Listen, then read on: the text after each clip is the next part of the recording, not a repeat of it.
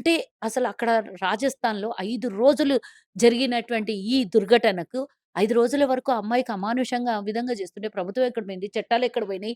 వాళ్ళని తీసుకొనొచ్చి రోడ్ల మీద కొడుతున్నారు. మనం అనుకున్నట్టే ఎన్నో రకాలుగా జరిగినటువంటిది మొన్న ఈడ మనం భగీరథ్‌ది చూసినాము. ఈరోజు బీజేపోలు. ఆడ కూడా బీజేపీ ప్రభుత్వమే ఉన్నది. ఈళ్ళు ఏ విధంగా రెచ్చగొడుతున్నారో, దేశాన్ని ఏ విధంగా భ్రష్టు పట్టిస్తున్నారో హిందూ సమాజమా, హిందువులారా మేల్కోండి. నిజంగా హిందువులని వీళ్ళు పరిపాలిస్తున్నారా? మనుషులనే వాళ్ళుంటే నిజంగా ఆ ఘటన జూషిన తర్వాత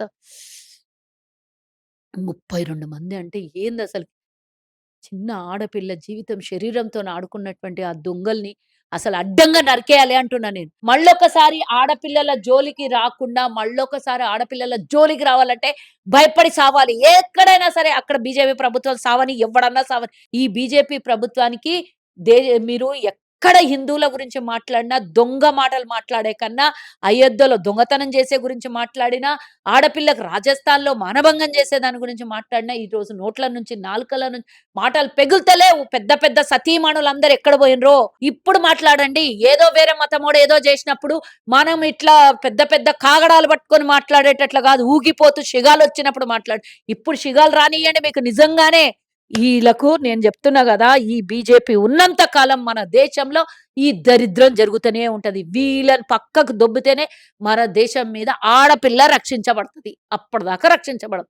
ప్రస్తుతం మనతో మాట్లాడడానికి ఆర్యవైశ్య కార్పొరేషన్ చైర్మన్ కల్వ సుచిత్ర గారు మనతో ఉన్నారు. అక్క చెప్పండి, రాజస్థాన్ ఘటన మీరు చూసిండొచ్చు. నిజంగా అది చూస్తే ఒక మహిళగా నాకు బాధ అనిపిస్తుంది. 13 ఏళ్ల బాలికని దాదాపు 32 మంది దుర్మార్గులు ఆ అమ్మాయిని చిత్రహింసలు పెట్టారు. అమానుషమైనటువంటి ఘటన 13 ఏళ్ల పిల్ల లేత మనస్తత్వం ఉండి, లేత వయసున్నటువంటి చిన్న పిల్ల 13 ఏళ్ళకి అప్పుడప్పుడే అమ్మాయి అసలు ప్రపంచం తెలుసుకుంటున్నటువంటి సమయం 13 ఏళ్ళంటే సమాజం గురించి తెలవదు, ప్రపంచం గురించి తెలవదు, మగవాళ్ళ గురించి తెలవదు. అసలు జీవితం అంటే ఏమో తెలవనటువంటి చిన్న ఆడపిల్లని దుర్మార్గులు అత్యంత పాశవికంగా 32 మంది అంటే వాళ్ళు మనుషులా? గాడిదలా? దున్నపోతులా? ఆ లంగనా కొడుకుల్ని కన్న తల్లిదండ్రులను చెప్పులతో కొట్టాలనా? ఈ ఈ వెధవల్ని రోడ్ల మీదకి ఈడ్చినటువంటి ఆ సమాజాన్ని చెప్పులతో కొట్టాలనా? ఎవరిని కొట్టాలి రోజు? అసలు అంత చిన్న పసిపాపని ఈరోజు మనం ఈ విధంగా అమానుషంగా 5 రోజుల పాటు ఇంతమంది అంటే అసలు అక్కడ రాజస్థాన్‌లో 5 రోజులు జరిగినటువంటి ఈ దుర్ఘటనకు 5 రోజుల వరకు ఆ అమ్మాయికి అమానుషంగా ఆ విధంగా చేస్తుంటే ప్రభుత్వం ఎక్కడ పోయింది? చట్టాలెక్కడ పోయినాయి? వాళ్ళని తీసుకొనొచ్చి రోడ్ల మీద కొడుతున్నారు. రోడ్ల మీద కొట్టడం గాదు. ఆళ్ళని రోడ్ల మీద నడి రోడ్ల మీద మనం అనుకున్నట్టే ఎన్నో రకాలుగా జరిగినటువంటిది మొన్న ఈడ మనం భగీరథ్‌ది చూసినాము. ఈరోజు బీజేపోలు. ఆడ గూడా బీజేపీ ప్రభుత్వమే ఉన్నది. ఈళ్ళు ఏ విధంగా రెచ్చగొడుతున్నారో, దేశాన్ని ఏ విధంగా భ్రష్టు పట్టిస్తున్నారో హిందూ సమాజమా, హిందువులారా మేల్కోండి. నిజంగా హిందువులని వీళ్ళు పరిపాలిస్తున్నారా? హిందువులకి ఈ విధంగా నష్టాలు, కష్టాలు, బాధలు ఇలాంటివి జీవితం నాశనమైపోయే పనులు వీళ్ళు జేస్తూ ఉంటే మనం ఎందుకు చూస్తూ ఊరుకున్నాం? ఇట్లా అంటే ప్రభుత్వానికి ఏం సంబంధము? ప్రభుత్వం మీద నిందలెయ్యొద్దని మాట్లాడతారు. కానీ రాజస్థాన్‌లో బీజేపీ దుష్ట పరిపాలన జరుగుతుందా అనిపిస్తున్నది నేను. హ్మ్. ఆ! ఎంత 5 భయం రోజులు. లేకనా, చట్టం ఎంత మీద చట్టం భయం మీద లేకనా? భయం లేక గాదు. చట్టం సరిగ్గా పనిచేయకపోవటం అనిపిస్తుంది నాకు. ఇక్కడ మా ముఖ్యమంత్రి గారిని ప్రశ్నించే వాళ్ళు, అక్కడున్నటువంటి వాళ్ళ ముఖ్యమంత్రిని, అక్కడ హిందూ ఆడపిల్లకి జరిగినటువంటి ఒక పసికూనకు జరిగినటువంటి ఈ అమానుషమైనటువంటి ఘటన గురించి మాట్లాడాలి అని చెప్తున్నా ఈరోజు. ఒక దారుణమైన ఘటన ఈరోజు రాజస్థాన్‌లో జరిగితే దేశం మొత్తం యావత్ భారతదేశమే గాదు ప్రపంచం గూడా తల వంచుకునేటటువంటి పరిస్థితికి తీసుకొనొచ్చినటువంటి ఆ దుర్మార్గులు తల్లి కడుపులో నవమాసాలు మోసి ఈ దుర్మార్గుడిని, దొంగ నా కొడుకుల్ని నాకు బూతులు తిట్టాలనిపిస్తున్నది. కానీ మీడియా ముందు తిడితే నాకు నేనే అవమానించుకున్నట్టు ఫీల్ అయితున్నా. నిజంగా ఆ దారుణ ఘటన తలుచుకుంటే అది చూసినప్పటి నుంచి ఇప్పటిదాకా నాకసలు ఆ ఘటన మీద అసలు ఈ ఈ అసలు మానవత్వం అనేది సచ్చిపోయిందా? మనుషులనే వాళ్ళు చచ్చిపోయిండ్రా ఈ నా కొడుకులు, ఈ దొంగ నా కొడుకులు వాళ్ళ ఇంట్లో వాళ్ళ అమ్మకు కడుపులో కని మోసి పెంచినటువంటి మానవత్వం మర్చిపోయిండ్రా? లేకపోతే వాళ్ళకి ఇంట్లో తోటి చెల్లెళ్ళు, అక్కలు, అమ్మలు, పెళ్ళాలు ఎవడు గుర్తులేదా? ఆళ్ళని చూడండి మీరు చూస్తే వాడెవడు గూడా 15 ఏళ్ళు, 20 ఏళ్ళు ఏ అమాయకులు కాదు. ఎక్కడ గూడా వాళ్ళు మతి స్థిమితం లేకుండా ఉన్నవాళ్ళు కాదు. అందరూ గూడా పెద్ద వయసులున్నటువంటోళ్ళే. ఆ లం నా కొడుకులకి ఇంట్లో ఎవ్వరు ఆడపిల్లలు కనబడలేదా అనిపిస్తుంది వాళ్ళకు. ఆ పిల్లని అమానుషంగా ఆ అమ్మాయి శరీరం ఏమైపోయి ఉంటది? అంత దారుణమైనటువంటి సంఘటన జరిగిన తర్వాత ఇంత దారుణ ఘటన నిజంగా మనుషులనే వాళ్ళుంటే నిజంగా ఆ ఘటన జూషిన తర్వాత 32 మంది అంటే ఏందసలు? చిన్న ఆడపిల్ల జీవితం శరీరంతోని ఆడుకున్నటువంటి ఆ దొంగల్ని అసలు అడ్డంగా నరికేయాలి అంటున్నా నేను. ఊరికే రోడ్ల మీద కొట్టుకొని ఒక్కరోజు షో ఆఫ్ చేసి మేమేదో అరెస్టులు చేసినాం, తీసుకొని పోయి లోపలేసినాం అంటే అంటే ల మరి ప్రభుత్వం ఆ ఎందుకు లంగా కొడుకులకి, దీనిపైన ఆ ఎందుకు లంగా కొడుకులకి పట్టించుకోవట్లేదు? తీసుకొని పోయి జైల్లేస్తే వాళ్ళకు దేశంలో ఉన్నటువంటి ఈ ప్రభుత్వం సహకరించి, ఆ రాష్ట్రంలో ఉన్నటువంటి బీజేపీ ప్రభుత్వం సహకరించి మళ్ళా రేపో మాపో వాళ్ళకు బెయిలొస్తది.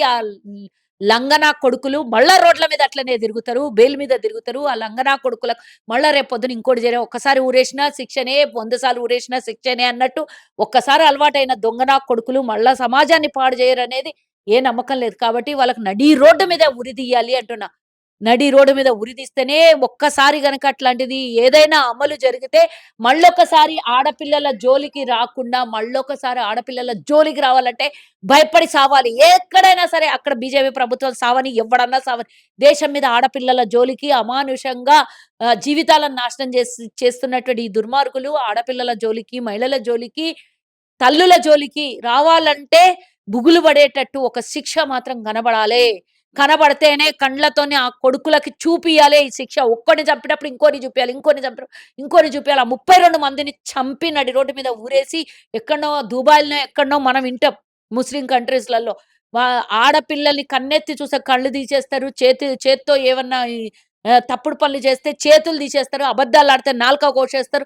లేదా ఆడపిల్లలకు మానభంగం చేస్తే నడి రోడ్డు మీద ఉరిశిక్షణ అన్నేస్తారు. గన్ను పెట్టన్నా పేల్చి చంపుతారు. ఇట్లాంటి శిక్ష ఎప్పుడన్నా మన భారతదేశంలో నిజంగానే రాజ్యాంగంలో మార్పు రావాలి. వీళ్ళు రాజ్యాంగాన్ని మార్చాలి. దొంగ నా కొడుకులు బీజేపీవోళ్ళు అంటున్నారు కదా! రాజ్యాంగాన్ని నిజంగా మారవాలి అంటే ఇట్లాంటి చట్టాన్ని ఎప్పుడన్నా ఇట్లాంటి దారుణాలు జరిగినప్పుడు అట్లాంటి చట్టాన్ని అమలు చేయండి. అయితేనే దేశంలో ఆడపిల్లలకి రక్షణ కలుగుతది. దేశం అప్పుడు స్వతంత్రం వచ్చినప్పుడు గాంధీ మహాత్ముడు అర్ధరాత్రి ఆడపిల్ల నడిస్తేనే నడి రోడ్డు మీద స్వతంత్రం అన్నాడు. దినంలో నడవలేక ఆ మహిళ గాదు చంటి పొత్తిళ్లల్లో ఉన్న ఆడపిల్లని గూడా మానభంగం చేసి చంపుతున్నటువంటి రోజు. ఆ రోజు చూసినాం వరంగల్‌లో 9 నెలల పిల్లకు మానభంగం చేసి చంపేసినటువంటి రోజులు. అట్లాంటిది ఈ రోజు మనం భారతదేశం మొత్తం చూస్తున్నాం. స్వతంత్రం ఎప్పుడూ రాలేదనిపిస్తుంది ఆడదానికి. ఏ రోజొచ్చినా ఎప్పుడైనా ఆడదానిగానే ఒక ఆట బొమ్మగా చూస్తున్నారు. లేదా అంటే వాళ్ళు వాడుకునే పైశాచిక ఆనందం పొందుతున్నారు ఆడదాని మీద గాని, ఆడదానికి ఎప్పుడు గూడా ఒక మాతో సమానము మమ్మల్ని గన్న తల్లి ఒక ప్రాణం పోసి మమ్మల్ని గన్నది అని ఆడదాన్ని ఒక ప్రత్యేకమైన స్థానంలో వాళ్ళు ఉంచట్లేదు. ఈ దుర్మార్గులకందరికీ తప్పకుండా అట్లాంటిది ఏదైనా ఒక శిక్ష పడితేనే దేశంలా డెఫినెట్‌గా మార్పు అనేది భయం బడాలి కళ్ళల్లో. ఇట్లా నిప్పులు కనబడాలి అంటే ఆళ్ళకి. దొంగ బీజేపీ నా ప్రభుత్వం కొడుకులకి. అట్లాంటి నిర్ణయం తీసుకుంటదక్క. ఒక్కళ్ళిద్దరు కాదు. దాదాపు 32 మంది అంటే నేనదే అంత చెప్తున్నా. ఊరికే తమాషా చేసి రోడ్ల మీద పోలీసోళ్ళతోని వాళ్ళకి కొట్టుకుంటా తీసుకొని పోతే జరిగేటటువంటి పరిణామం 2 రోజులలో మర్చిపోతాం. 2 రోజులు గాదు జీవితాంతం ఇట్లాంటి నా కొడుకులు ఏడైనా మళ్ళా ఆడపిల్లల జోలికొస్తే ఆ శిక్ష కనబడేటట్లు చేస్తేనే నా కొడుకులు చేస్తారా? చెయ్యరా? ఈ బీజేపీ దరిద్రం దరిద్రం ప్రభుత్వానికి మన్నుబొయ్య ఇప్పటికి మన భారతదేశంలో జరగనటువంటి మానభంగాలే లేవు. మళ్ళా మేము బేటీ బచావో, బేటీ పడావో అంటుర్రు ఈ దొంగ నా కొడుకులు. బేటీ బచాయించేది లేదు. బేటీ పడాయించేది లేదు. దేశంలో ఇట్లనే నరకం కనబడుతుంది మనకు. ఎందుకు ఈ ఈ రకమైనటువంటిది. ఆ ఘటన జూసిన తర్వాత మనల్ని మనం ఆడవాళ్ళం గూడా సిగ్గుతో తల వంచుకోవాల్సినటువంటి దినమొచ్చిందనిపిస్తుంది. ఏం ఆ! చెప్తారు? ఈరోజు చివరిగా ఆడపిల్ల చెప్పండి. ఏం అదొక్క చెప్తారు? పిల్లకి జరిగింది గాదు. దేశం భారత మాత ఈరోజు అవమానంతో తలదించుకునేటటువంటి రోజులాగా నేను పరిగణిస్తున్నా దీన్ని. ఈ బీజేపీ ప్రభుత్వానికి దే మీరు ఎక్కడ హిందువుల గురించి మాట్లాడినా, దొంగ మాటలు మాట్లాడే కన్నా, అయోధ్యలో దొంగతనం చేసే గురించి మాట్లాడినా, ఆడపిల్లకు రాజస్థాన్‌లో మానభంగం చేసే దాని గురించి మాట్లాడినా, ఈరోజు నోట్ల నుంచి, నాలుకల నుంచి మాటలు పెగులుతలేవు. పెద్ద పెద్ద సతీమణులందరూ ఎక్కడ పోయినరో దేశం మీద, రాష్ట్రాల మీద మాట్లాడేటటువంటి సతీమణులు ఎక్కడ పోయిన ఇప్పుడు మాట్లాడండి. ఏదో వేరే మతమోడు ఏదో జేసినప్పుడు, మనం ఇట్లా పెద్ద పెద్ద కాగడాలు పట్టుకొని మాట్లాడేటట్లు గాదు. ఊగిపోతూ షిగాలొచ్చినప్పుడు ఇప్పుడు షిగాలు రానియ్యండి మీకు నిజంగానే. మన హిందూ ఆడపిల్ల, మన భారతదేశంలో పుట్టిన ఆడపిల్ల, మన తల్లి గర్భంలో పుట్టినటువంటి ఆడపిల్ల, దుర్మార్గుల చేత ఈరోజు కబళించబడినటువంటి ఆడపిల్ల మీద మీరు మాట్లాడండి. జవాబులు జెప్పండి. ఇట్లాంటివి జరగకుండా చర్యలు తీసుకుందాం అందరం కలిసి. కులాలకు, మతాలకు గాదు. ఆడదంటే ప్రతీదీ ప్రాణి తల్లి కడుపులో నుంచి పుట్టింది కాబట్టి, ఆ ప్రాణాన్ని కాపాడుకోవాల్సిన బాధ్యత మన ప్రభుత్వాలది, మన మహిళా జాతిది. మనమందరం గూడా ఏకం గావాలే గాని హిందువులు, ముస్లింలు అని అవన్నీ వ్యర్థాలు తీసి ఇవన్నీ వ్యర్థమైన మాటలు మన ముంగల పెట్టేసి, కాలం పబ్బం గలుపుకొని ఈరోజు బకాసురుల్లాగా మింగేస్తున్నారు దేశాన్ని. కాబట్టి ఈళ్ళకు నేను జెప్తున్నా గదా! ఈ బీజేపీ ఉన్నంత కాలం మన దేశంలో ఈ దరిద్రం జరుగుతూనే ఉంటది. వీళ్ళని పక్కకు దొబ్బితేనే మన దేశం మీద ఆడపిల్ల రక్షించబడతది. అప్పటిదాకా రక్షించబడదు. తల్లిదండ్రులకేం ధైర్యం ఇస్తారు మరి? ఇట్లాంటి ఇప్పుడు ఆడపిల్లలు కనాలంటే మళ్ళీ భయపడే సిట్యుయేషన్ అయితే వస్తుంది. ఇది ఎప్పటికప్పుడు మాట్లాడుకునేదే. నేను చెప్పడం కాదు. ఇది ఎప్పటికప్పుడు మాట్లాడుకుంటున్నాం. ఎప్పటికప్పుడు మాట్లాడుకోవడం గాదు. ఎప్పుడో ఒకరోజు ఇట్లాంటి శిక్ష తప్పకుండా పనిష్మెంట్ జరగాలే. మన భారతదేశంలో 140,00,00,000 మంది ఉన్నాం. ఎవరిని ఎవరు ఒక ప్రభుత్వం వచ్చి కాపాడుతదని గాదు. ఒక ప్రభుత్వం దగ్గర శిక్ష ఇంత గట్టిగుంటది అని నిలబడి ఈరోజు చెప్పే దమ్ము, ధైర్యం ఏ ప్రభుత్వాలకు లేవు. కాబట్టి నేను ఎప్పటికప్పుడు ఇది చెప్పడము, అయినప్పుడు బాధపడ్డము, ఒక 4 ఛానళ్ళకి మాట్లాడడము, మహిళా సంఘాలు మాట్లాడడం, మహిళలు బయటికొచ్చి ఇయన్నీ గాదు. చట్టంలో మార్పు రావాలి. తల్లిదండ్రులకు ధైర్యము, ఉపశమనము ఉండాలి. నా బిడ్డ బయటికి పోతే ప్రాణాలతోని మంచిగొస్తదా? లేకపోతే కనీసం ఆ అమ్మాయి ఆత్మరక్షణ చేసుకొని మానమన్నా మర్యాదగా వస్తదా ఇంటికి అనే భయంలో ఉన్నటువంటి తల్లిదండ్రికి రక్షణ ఉందా లేదా నాకు తెలియట్లేదు. నాకు తెలియట్లేదు. ఇప్పుడు వాళ్ళు 20 రాష్ట్రాలలో రాజ్యమేలుతున్నారు. ఉత్తరప్రదేశ్‌లో వాళ్ళ రాజ్యము. ఉత్తరప్రదేశ్‌లో మహిళలకు బీభత్సంగా మానభంగాలు జరుగుతుంటాయి ఆడపిల్లలు. చంపేసి, కాల్చేసి పూడ్చేసినటువంటి రోజులు గూడా మనం కళ్ళతోని జూసినాం. దాని మీద యుద్ధం జేసినాం. ఏం జేసినా మారదు బీజేపీ ప్రభుత్వం మారేంత వరకు భారతదేశం కానీ అల్టిమేట్‌గా నేను జెప్పేదేందంటే, ఏ ప్రభుత్వం వచ్చినా చట్టాలను గట్టిగా సవరించాలే. ఈ విధమైనటువంటి మానభంగాలు, మహిళలకు రక్షణ లేకపోతే సొసైటీలో ఈరోజు మగవాడి కన్నా ఎక్కువగా సమాజంలో బయటకొచ్చి పనిచేస్తున్నటువంటి ఆడదానికి భరోసా ఏంది? లేదు. భరోసా లేదు. భరోసా కలిగించాలి.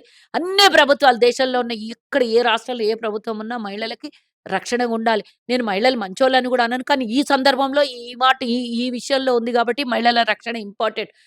అందరు మహిళలు మంచోళ్ళా అనంటే భర్తలను చంపుతున్న మహిళల్ని నేను వెనకేసుకొని రాను. కానీ ఇట్లాంటి సంరక్షణ సమయంలో చిన్న పిల్లలు, ఆడపిల్లలకి మాత్రం ప్రభుత్వాలు తప్పకుండా ఎక్కడికక్కడ డేగ కన్నేసి కాపాడి ఇసుంటి లాక్కొడుకులు ఏ ఆడపిల్లని గూడా ఇట్లాంటి దగ్గరికి రావాలంటే భయపడేటటువంటి ఒక్క శిక్ష అమలు చేయండి. మేము సలాం గొడతాం ఏ ప్రభుత్వానికైనా అని నేను అంటే కాంగ్రెస్ పార్టీ ప్రభుత్వం వచ్చినాక ఇట్లాంటి మార్పులు, నేను చేర్పులేమైనా వచ్చే కోరుతున్నా అవకాశం అన్న. నేను కోరుతున్నా అన్న. ఎవరు అమలు చేస్తారా అనేది భగవంతుడు, కాలము, ఓటర్లు నిర్ణయించేది. చెయ్యాలి దీన్ని. ఇప్పటికే 75 ఏళ్ళు దాటిపోయింది దేశం మీద స్వతంత్రం వచ్చి. ఇంకా గూడా మహిళకి రక్షణ లేదు అనంటే ఎవరి లోపము నాకర్థం కావట్లేదు. జనాభా ఎక్కువుండడమా? లేకపోతే రాజకీయం ఎక్కువ చేయటమా? లేకపోతే రాజకీయాలు ఎవరంతట వాళ్ళు కులాలు, మతాలతోని కొట్టుకొని సావడమా? ఇది కాదు పరిష్కారము. మహిళలకు రక్షణ కావాలంటే ప్రభుత్వాలలో చలనమొచ్చి గట్టి చట్టం అమలు జరగాలి.